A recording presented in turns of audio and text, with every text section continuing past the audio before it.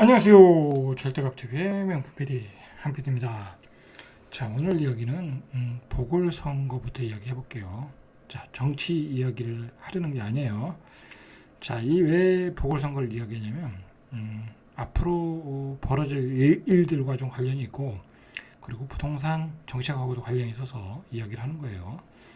자, 일단 집권 여당이 보궐선거에서 졌죠. 이게 뭐 어떤 의미를 갖는지는 뭐 전 잘 모르겠어요. 그죠? 뭐 이 선거 하나 가지고 뭐 여당이 졌다, 야당이 졌다 그렇게 얘기할 수는 없는 것 같아요. 그죠? 왜냐면 뭐 후보에 따라 또 틀리니까 그 뭐 어떤 뭐 대중들이 좋아하는 후보였냐, 후보를 제대로 뽑았냐 안 뽑았냐 그런 문제도 있고 하니까 너무 확대 해석할 필요는 없는데, 중요한 거는 여론조사는 나오잖아요. 그죠? 지금 여론조사는 대통령 지지율이 별로 좋지는 않죠. 뭐 30 몇 프로더라.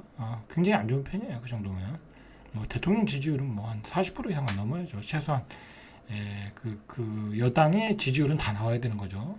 자, 그 다음에 집권당과 야당과 여당의 뭐 내년 지지율이랄까, 지지율도 거의 비슷하고, 뭐 조금 높은 경우도 있고 야당이 높은 경우도 있고 여당이 높은 경우도 있고 뭐 별로 차이는 없고, 어쨌든 지금 집권 여당은 별로 이렇게 잘 나오질 않고 있다, 여러 가지 면으로 볼 때. 자, 그런데 어쨌든 이 선거 결과는 어떤 민심을 반영한 거라고 보면은 지금 그 서민들 입장 또는 중산층 입장에서는 낮은 게 없다 그렇게 생각을 하는 것 같아요. 뭐 민생적인 측면에서, 그죠? 뭐 물가는 뭐 폭등했고 금리는 폭등했고, 뭐 물가 폭등, 금리 폭등은 뭐 어쩔 수 없는 문제잖아요. 그죠? 어쩔 수 없는 문제야. 자, 근데 문제는 뭐냐면 금리가 폭등하면 집값이 떨어져야 되거든. 그잖아요. 그죠? 금리가 폭등하면서 집값이 올라가는 경우가 어디 있어? 근데 집값이 안 떨어졌단 말이에요. 자, 거기에 대해서 국민들은 실망을 하고 있다. 왜냐하면 문재인 정부의 결정적인 실수가 집값이잖아요. 자, 그래서 그거의 반발심으로, 그죠? 지금 여당이 야당일 때 집권당을 만들어준 거죠. 그 만들어준 거예요. 부동산 정책이. 노무현 정부가 정권을 뺏긴 것도 부동산 정책 때문에, 부동산 정책의 실패, 그거를 뺏긴 거고, 문재인 정부도 정권을 뺏긴 것은 부동산 실패했어요.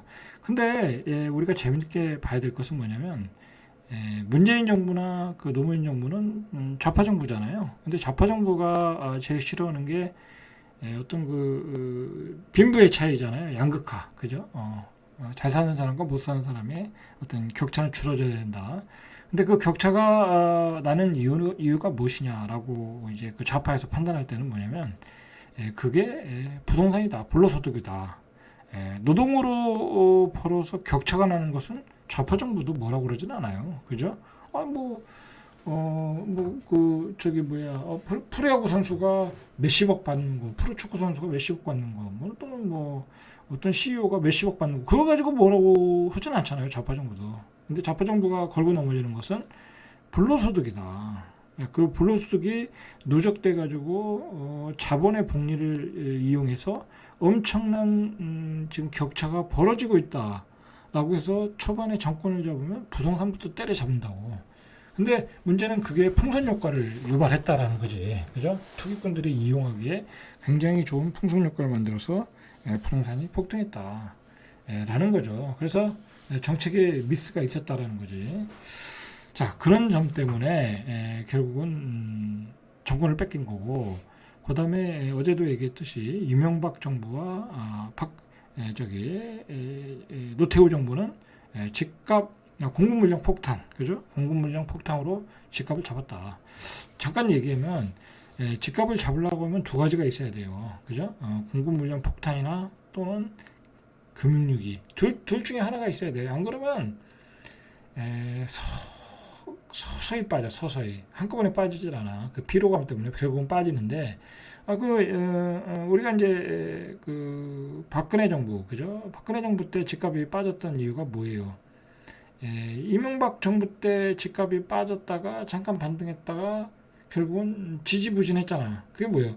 그동안 다 올라갔던 거에 대한 그 피로감, 가격에 대한 피로감이 생긴 거야.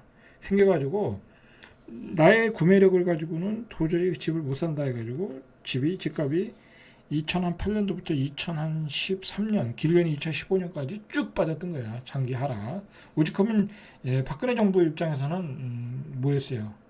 저거였지. 그 뭐지? 막 경기 부양, 부동산 부양, 제발 집 사라 막 그랬잖아. 그죠?